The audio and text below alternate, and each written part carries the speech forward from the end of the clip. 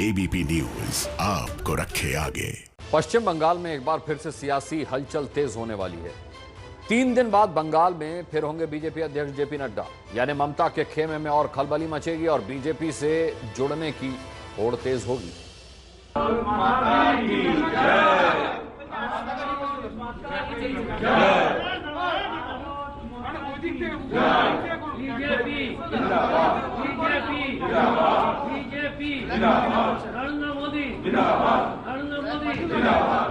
कोलकाता में बीजेपी का मंच है।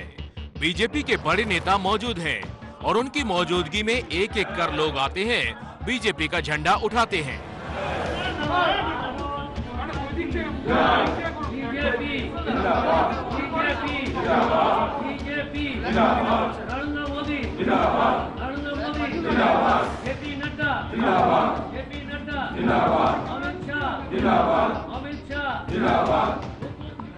एक के बाद एक चेहरा बदलता है, लेकिन हाथ में झंडे का रंग बीजेपी वाला ही रहता है।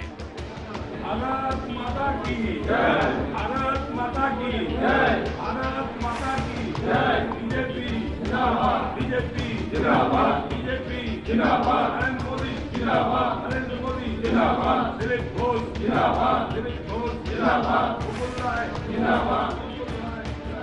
ये तस्वीरें बता रही हैं कि पश्चिम बंगाल में कैसे हर दिन बीजेपी का क्रेज बढ़ रहा है और हर दिन यहाँ बीजेपी में शामिल होने वालों की फहरिस्त लंबी हो रही है।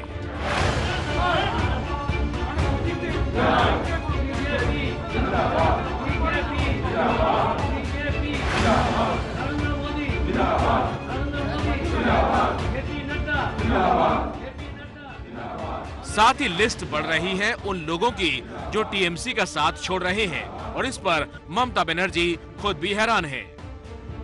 তো কেউ করতেই পারে, তাতে কি যায় আসে? লক্ষ্মী ভালো ছেলে, লক্ষ্মী পদত্যাগ করেছে, ঠিক আছে, ও বুঝেছে, ও ক্রিকেটে ও লিখেছে যেটা চিঠিতে, ও মিনিস্ট্রি থেকে পদত্যাগের কথাটা লেখেনি। চিঠিতে যেটা লিখেছে যে আমি সমস্ত রকম রাজনীতি থেকে সরে যেতে চাই খেলার প্রয়োজনে, আমায় খেলায় বেশি টাইম দিতে হবে এবং আমি এমএলএ হিসেবে কন্টিনিউ করব যতদিন এই অ্যাসেম্বলি চলবে, মানে এই আমাদের এই লাস্ট টার্ম আর কি, আর তো 1 মাস বাদে ইলেকশন, সুতরাং আমি কন্টিনিউ করব অ্যাজ এ এমএলএ, আর বাদবাকি অন্যান্য জায়গা থেকে আমাকে অব্যাহতি দেওয়া হোক। খেলাধুলার লোক খেলাধুলা ভালো করে করুক, আমাদের শুভেচ্ছা থাকবে, এটা কোনো ভুল বুঝাবুঝির ব্যাপার নেই। হয়েছে, তোমরা একটু নেগেটিভটা বেশি করে করো, বাট এটা নেগেটিভের কোনো জায়গা নেই, ঠিক पॉजिटिव। ओके, बहुत अच्छा लड़का, बहुत अच्छा काम करता था और सबको सब मिल के चलता था। फिर भी वो चला जाना चाहता है, क्यों हमको मालूम नहीं। जो टाइम मिलेगा तो उससे बात करेगा जरूर, लेकिन ये तो हमारे पार्टी के लिए अच्छा नहीं होगा। उसके साथ हमारी पार्टी का कोई झगड़ा नहीं था। ममता बनर्जी और उनके नेता जिसको अच्छा लड़का कह रहे हैं, दरअसल वो है पूर्व क्रिकेटर लक्ष्मी रतन शुक्ला, जो कल तक ममता बनर्जी की सरकार में खेल मंत्री थे। एबीपी न्यूज से एक्सक्लूसिव बातचीत में लक्ष्मी रतन शुक्ला ने कहा, मैं फिलहाल राजनीति से दूर रहूंगा, खेल को आगे बढ़ाने के लिए ग्रास रूट लेवल पर काम करना चाहता हूं। फिर से राजनीति में आना है या नहीं, इस पर आगे देखा जाएगा। फिलहाल तो मैंने इस्तीफा दे दिया है।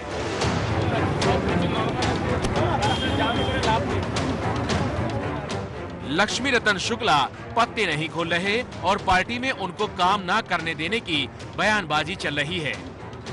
ना पुराने जो कर्मी हैं उनको काम करने नहीं देते हैं वो लोग, या जो नए आ रहे हैं उनको साइड कर देते हैं। तो अगर पुराने भी नहीं काम कर पाएंगे, नए भी नहीं काम कर पाएंगे, सिर्फ 3-4 आदमी से तो पार्टी नहीं चल सकती है ना। और बीजेपी कह रही है कि ऐसे ही रहा तो चुनाव से पहले ही ममता की सरकार गिर जाएगी। जितना हार की कगार पर पार्टी जा रही है टीएमसी, लोग उनसे हट रहे हैं, उतना हताश होकर इस प्रकार हिंसक और ये लोग व्यवहार कर रहे हैं। मुझे लगता है कि बहुत ज्यादा दिन सब करने का उनका और क्षमता नहीं रहेगा। बीजेपी के बढ़ते जनाधार और टीएमसी में मची भगदड़ के बीच एक बार फिर बीजेपी अध्यक्ष जेपी नड्डा बंगाल दौरे पर जा रहे हैं। 9 जनवरी को जेपी नड्डा ममता के बंगाल में फिर हुंकार भरेंगे। जेपी नड्डा पूर्वी बर्धमान का दौरा करेंगे, कार्यकर्ताओं से तो मिलेंगे ही, जगदानंदपुर में किसानों के घर से एक एक मुट्ठी अनाज संग्रह भी करेंगे। इसके बाद महीने के अंत में गृह मंत्री अमित शाह का भी दौरा है।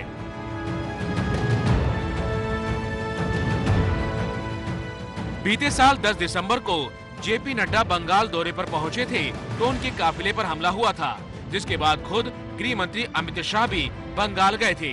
ममता और बीजेपी की तब की खींचतान के बीच कई नेताओं ने ममता के खिलाफ बगावत की थी और लोगों में भी कानून व्यवस्था को लेकर गुस्सा दिखा था।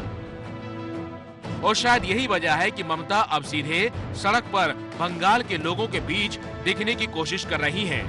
लेकिन ममता का ये दाव बीजेपी के चक्रव्यूह के सामने कितना कारगर होगा, ये अप्रैल मई में होने वाले चुनाव नतीजे बता देंगे।